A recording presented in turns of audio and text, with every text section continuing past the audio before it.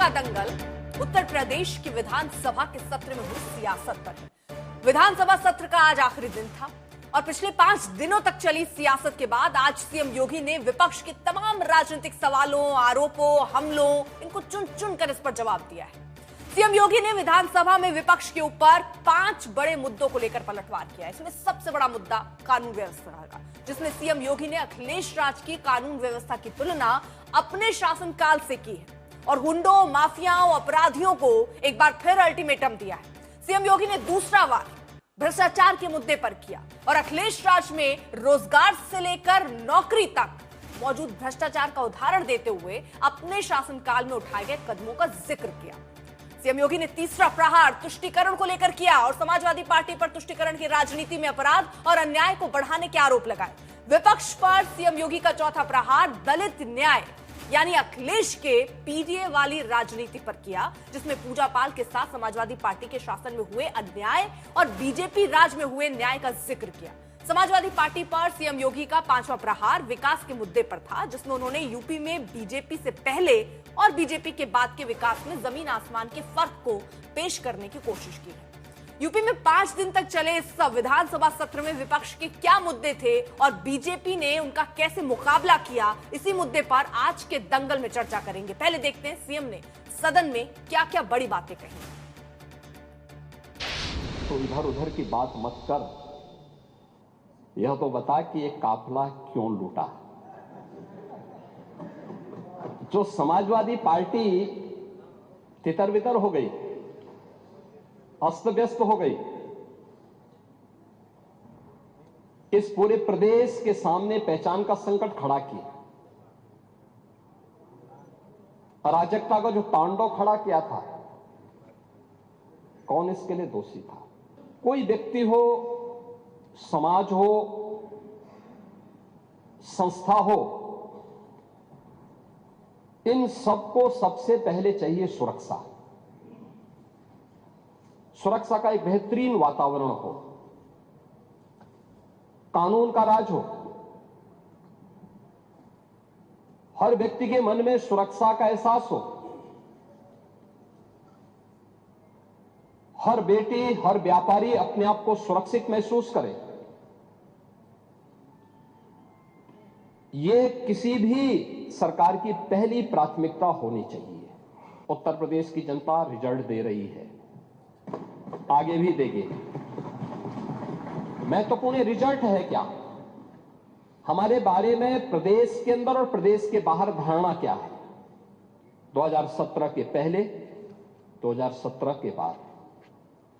पांडे जी, आप भी देश और दुनिया के अंदर जाते होंगे। 2017 के पहले उत्तर प्रदेश के बारे में लोगों की धारणा बहुत अच्छी नहीं थी, हमें भी बुरा लगता था, अच्छी नहीं थी। आज इस पक्ष के लोग या उस पक्ष के लोग, कोई भी बाहर जाता होगा, प्रदेश के अंदर भी आप जाते होंगे, अगर राजनीतिक प्रोग्राम में नहीं, आप सामान्य कार्यक्रम में जाएंगे तो सामान्य लोगों के मुंह से बात अवश्य आपको दिखती होगी कि हां, सुरक्षा का एक माहौल है, बेहतरीन माहौल है। हर व्यक्ति को इस बात का एहसास होता है। देश के अंदर कहीं जाते हैं, लोगों के मन में एक एहसास होता है कि हां, यूपी सुरक्षित है, अच्छा है, दंगा नहीं है। कब्जा कोई भी करेगा, किसी भी स्मारक पर, किसी भी पौराणिक स्थल पर, वो कोई भी होगा, उसको छोड़ूंगा तो नहीं। आपके जिले में भी कुछ लोग कब्जा करना चाहते हैं, तो लोग बहुत चिल्लाते हैं। आपने अभी गांधी स्मारक से जुड़े हुए किसी एक मेरठ के स्थल का नाम बताया है। हम इसकी जांच करवाएंगे, पूरी रिपोर्ट लेंगे। और कहां खादी उद्योग का होगा, और आपके जिले में भी गांधी स्मारक से जुड़े हुए एक स्थल पर कब्जा करने की प्रवृत्ति चल रही है। हां, देखिए, अवैध अतिक्रमण जो भी करेगा वह तो हटना चाहिए। देखो, एक सरकारी जमीन, सरकारी भूमि गरीब के लिए होनी चाहिए। देखिए, मुझे अफसोस हो रहा था जब यहां पे ग्रामीण अभिलेख से जुड़े हुए एक बिल को प्रस्तुत किया गया, समाजवादी पार्टी ने उसका विरोध किया। देखिए, पहली बार हुआ है और इस पूरे सदन को प्रधानमंत्री मोदी जी के प्रति आभार व्यक्त करना चाहिए कि आजादी के बाद पहली बार एक गरीब को, जहां पर आबादी की भूमि पर उसका मकान बना है, उसका अभिलेख उसके नाम पर पहली बार हुआ है। और पूरा देश प्रधानमंत्री मोदी जी के प्रति ग्रामीण अभिलेख से संबंधित एक संशोधन विधेयक हम लोग इस सदन में लेके आए थे। मैं सदन के प्रति आभार व्यक्त करूंगा कि सदन ने पास किया, लेकिन समाजवादी पार्टी ने प्रश्न खड़ा किया। यह अभिलेख उन्हीं गरीबों के लिए है कि जहां पर जिस गरीब का आवास होगा, आबादी की लैंड होगी, तो उस गरीब की परिवार की महिला सदस्य के नाम पे वो दर्ज होगा और उसका मालिकाना अधिकार उसको मिलेगा। उसके नाम पे वो बैंक से जाके कर्ज भी ले सकती है। लेकिन अगर उस आबादी की लैंड पर या किसी सरकारी लैंड पर कोई माफिया कब्जा करके जबरदस्ती उसको मॉल बना करके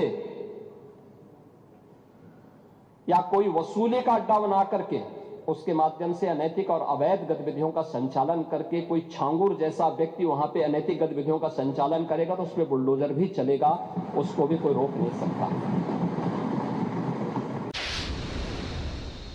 आप एम्प्लॉयमेंट की बात कर रहे थे, आपने शिक्षाविद भरे तो थे लोक सेवा आयोग में भी और शिक्षा आयोग में भी।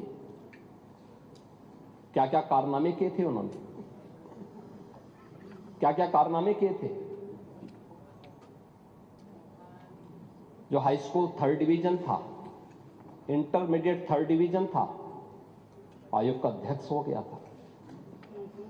जो उसका आयोग जो उसके लिए एलिजिबल नहीं था, उसको आपने आयोग का अध्यक्ष बनाया था। और क्या क्या गुल खिला रहा था।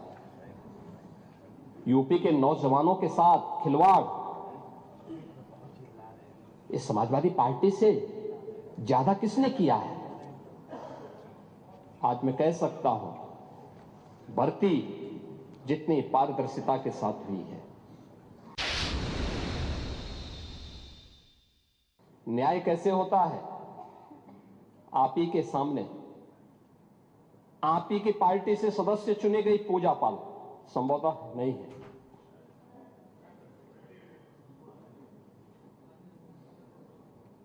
आपकी सदस्य थी, आपने उन्हें न्याय नहीं दिला पाए, नहीं दिला पाए, क्योंकि हिम्मत नहीं थी। माफिया के सामने झुकना मजबूरी थी। आप उन गुंडों और माफियाओं के सामने एक गरीब बेटे को न्याय नहीं दे सकते थे। आप बात तो पीडीए की करते हैं, क्या वो पीडीए की पार्ट नहीं थी? और न्याय कैसे होता है, ये हमारी सरकार ने तय किया। बेटी उस पक्ष की होगी, इस पक्ष की होगी, उसको न्याय मिलेगा, हर हाल में न्याय मिलेगा। और श्रीमती बिजमा यादव को भी मैंने बुलाया था, मैंने उनको कहा आपको सुरक्षा हम देंगे, आप चिंता की कोई बात नहीं। क्योंकि ये केवल एक सदस्य की बात नहीं, आपके और मेरे समर्थक की बात नहीं, सत्ता पक्ष और विपक्ष के समर्थकों की बात नहीं, प्रदेश की सुरक्षा का मामला है। सत्र के पहले गड्ढा युक्त सड़कें थी, मेट्रो के नाम पर मजाक बनाया हुआ था, रेलवे के नेटवर्किंग के लिए केंद्र सरकार के साथ समन्वय नहीं था। आपकी मजबूरी होती है तो आप कांग्रेस के साथ गठबंधन कर लेते हैं। 17 के पहले यूपी में 1.5 एक्सप्रेसवे थे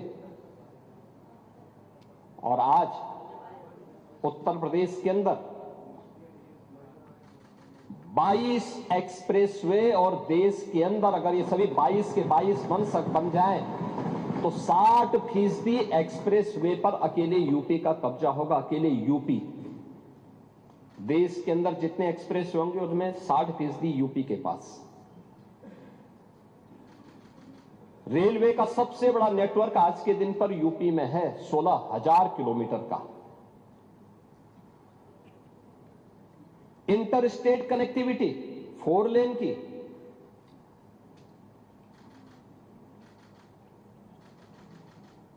मेट्रो सिटी यूपी, देश के अंदर सबसे अधिक मेट्रो यूपी के अंदर, देश के अंदर सबसे अधिक एयरपोर्ट।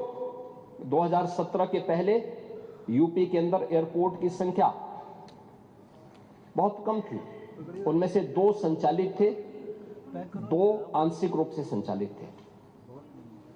आज 16 एयरपोर्ट संचालित हैं और उनमें से 4 इंटरनेशनल एयरपोर्ट हैं और 5वां इंटरनेशनल एयरपोर्ट जो भारत का सबसे बड़ा एयरपोर्ट है वह जेवर में नोएडा इंटरनेशनल एयरपोर्ट के रूप में अगले महीने संचालित होने जा रहा है।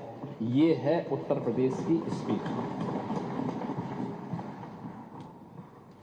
आपकी नियत है, आप किसान को वोट बैंक की नजर से देखते हैं इसलिए कुछ किए नहीं, आप दलितों को वोट बैंक की निगाह से देखते हैं इसलिए कुछ बोलते नहीं। इसलिए मैं कह रहा हूं ना, देखो बांग्लादेश में एक दलित नौजवान को कैसे जला दिया गया है। आप लोग गाजा पट्टी में होने वाले किसी भी उस पर आंसू बहाते हैं, लेकिन आपकी जवान से एक शब्द नहीं निकल रहा है क्योंकि एक दलित नौजवान मारा गया बांग्लादेश में और उस नौजवान के मरने पर आपकी जवानी सिल चुकी है क्योंकि आप उसको केवल वोट बैंक के रूप में इस्तेमाल करते हैं। ये राजनीति नहीं है पांडे जी, ये राजनीति नहीं है, ये वो सच्चाई है जो आपकी तुष्टीकरण की नीति है जिसके कारण बांग्लादेश बना है। अगर बांग्लादेश पाकिस्तान नहीं बना होता इस तरीके से हिंदू नहीं जलाया होता, और जलाता तो फिर उसकी क्या दुर्गति होती या वह भी जानता। ये सुरक्षा की गारंटी, वहां मारे जा रहे हैं हिंदू, आप लोग नहीं बोलेंगे। एक कैंडल मार्च निकाल के चलते हैं गांजा के मुद्दे को लेकर के, लेकिन पाकिस्तान और बांग्लादेश में हिंदू मारा जाता है तो आपके मुंह बंद हो जाते हैं क्योंकि मरने वाला हिंदू है, दलित है, आप बोलेंगे नहीं। और यही सच्चाई है। निंदा प्रस्ताव पारित होना चाहिए और यह प्रस्ताव नेता विरोधी दल की तरफ से आना चाहिए कि इस घटना की हम भर्त्सना करते हैं और बांग्लादेश सरकार को इस बात की चेतावनी देता हूं। इसीलिए हम कह रहे हैं नोट करना ये चीजें होनी चाहिए और हमारा भी प्रयास होना चाहिए। जब बांग्लादेशी को यहां से निकालेंगे और रोहिंग्या को यहां से बाहर का रास्ता दिखाएंगे तो उनके समर्थन में मत आना, क्योंकि उनमें से बहुत सारे लोगों के वोट आपने बनवाए हैं, उनके बहुत सारे लोगों के लिए आधार भी बनवाने का पाप किया है आप लोगों ने। इसलिए इन चीजों को ध्यान में रखना और एक एक चीज की स्क्रीनिंग होगी।